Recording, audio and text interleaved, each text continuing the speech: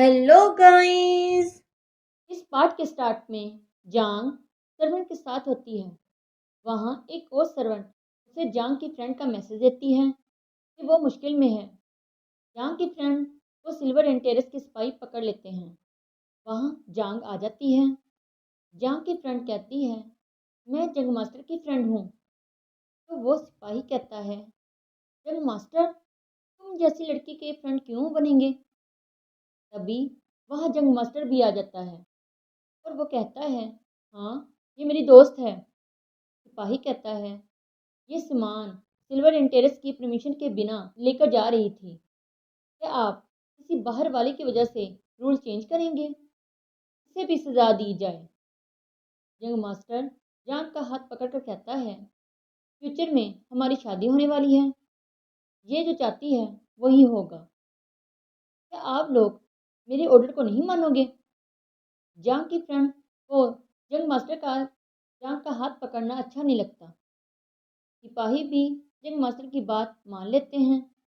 Next scene में जांग कहती है, तुम्हें कैसे पता चला कि हम यहाँ हैं?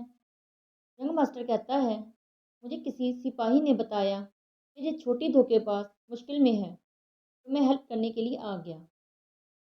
यंग मास्टर कहता है, चलो हम ड्रिंक करते हैं। जांग की फ्रेंड किसी काम का बहाना बना देती है और उनके साथ जाने से मना कर देती है। वो वहाँ से चली जाती है। उसके जाने के बाद जांग यंग मास्टर से कहती है, तुम सबके सामने अब दोबारा ये मत कहना कि हमारी शादी होने वाली है। यंग मास्टर कहता है, मैंने कुछ गलत तो नहीं कहा। मैं तुम्हें अपनी दोस्त समझता था, मगर जब मुझे तुम्हारी डेथ का पता चला तब मैं बहुत डर गया। तो मुझे एहसास हुआ कि मेरे दिल में तुम्हारे लिए फीलिंग्स हैं। तुम्हारे वापस आने के बाद मैंने जो भी कहा और किया वो सब दिल से किया है। अगर तुम राजी हो तो मैं तुमसे कभी भी शादी कर लूँगा। जान कहती है, मैंने तुमको हमेशा अपना सबसे अच्छा दोस्त समझा है और फ्यूचर में भी तुम मेरे दोस्त ही रहोगे। जब मास्टर बहुत सैड हो जाता है। जान कहती है, तुम मेरे दोस्त हो, इसलिए मैं तुम्हें कोई झूठी होप नहीं देना चाहती। जब मास्टर कहता है, ठीक है। नेक्स्ट सीन में सी पिंजू से कहता है, आप हर टाइम काम करने में बिजी रहते हैं, चलो हम गुड सवारी करते हैं। पिंजू उसकी बात मान लेता है। नेक्स्ट सीन में चंगदी कहती है, पिंजू को हियांग आए हुए 2 मंथ्स हुए हैं और वो जिस पोजीशन पर पहुंच गया है ये मेरी एक्सपेक्टेशन से बाहर है। मैं खुद चाहती थी कि वो मिस्टर गोजोंग के पीछे मौजूद पावर का पता लगाए, मगर अब उसे एक धक्का देने का टाइम है। नेक्स्ट सीन में जांग केस के बारे में छानबीन कर रही होती है। वहां से पिंजू और जी भी गुजरते हैं।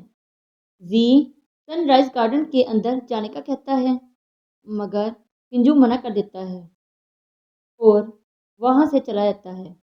जी कहता है, इतना जिद्दी है, वो भी वहां से चला जाता है। नेक्स्ट सीन में पिंजू और जी जब अकाउंटिंग ऑफिस आते हैं तो प्रिजन में धुआं होता है।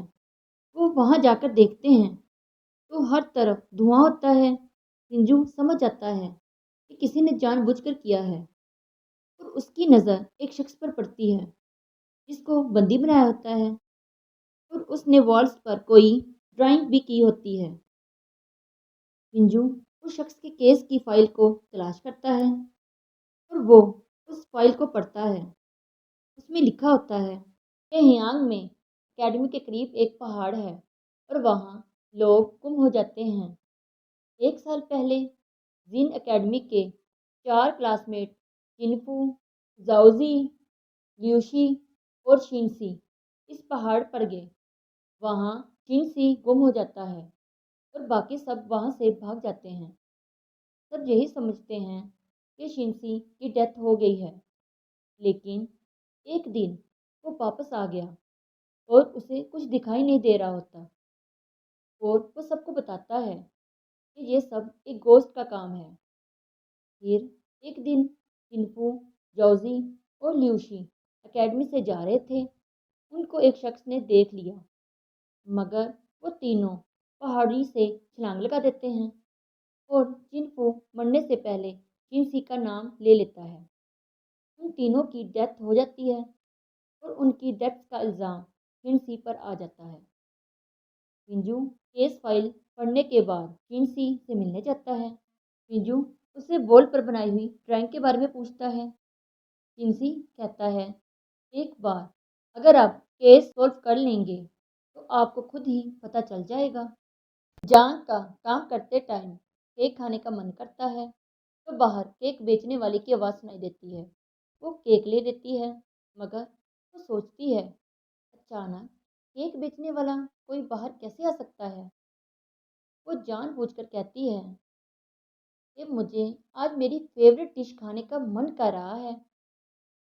जंग मास्टर का सिपाही जांग की फेवरेट डिश देने आता है तो जांग की सर्वेंट देख लेती है और कहती है, मिस शिनग्वांजी का शक सही था।